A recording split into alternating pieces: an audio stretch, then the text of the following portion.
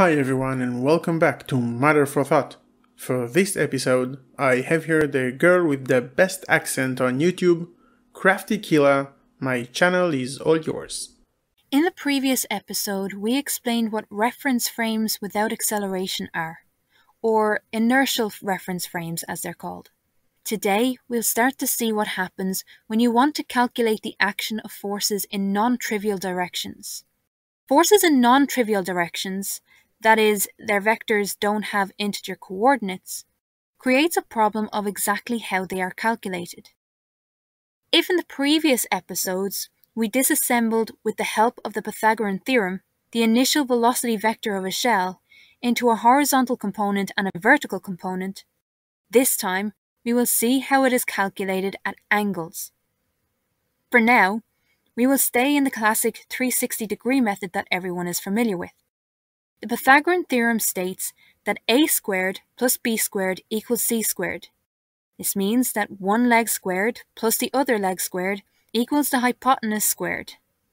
Because the angles remain the same, as long as the ratio of the side lengths is maintained, what we're interested in is the ratio between each leg and the hypotenuse, i.e.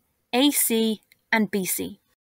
In most cases, the angle opposite to the side A is called alpha, the angle opposite to side B is called beta, and the opposite angle to side C is called gamma. We will stick to that kind of match. Let's take a look at leg A and the hypotenuse C. For each combination of A and C that forms a ratio AC, there is one and only one angle, alpha, that suits. For example, if the ratio is half, meaning the length of the leg is half the length of the hypotenuse, then the angle alpha is 30 degrees. And if the angle is 30 degrees, the ratio is exactly half. If the ratio is the square root of 2, then alpha is 45 degrees, and vice versa, and so on. The functions that match an angle to a ratio are called trigonometric functions. A function that matches an angle to the ratio of the opposite leg to that of the angle, or simply opposite, over hypotenuse, is called the sine function, and it looks like this. Sine 30 degrees equals half. The sister function of the sine function is called the cosine function. That is the complement to the sine, and it matches the ratio of adjacent leg to the angle, or simply adjacent, and the hypotenuse. These two functions have inverse functions, which make the reverse match between the ratio and the angle. They are called the arcsine and the arcosine respectively, and they look like this. Arcos, half, equals 60 degrees. As a side note, an inverse function, when it doesn't have a name of its own, is denoted as the function to the negative 1, like this.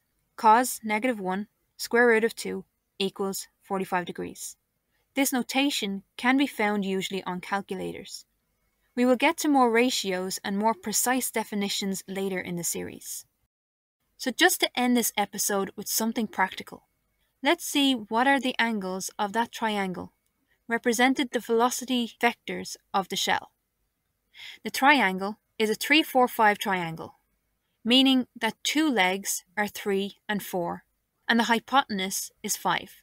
So, 3, 5 equals 0.6, arcsine 0.6 equals 36.87 degrees. And to make sure that we're right, let's also calculate the other angle and see if they sum up to 90 degrees.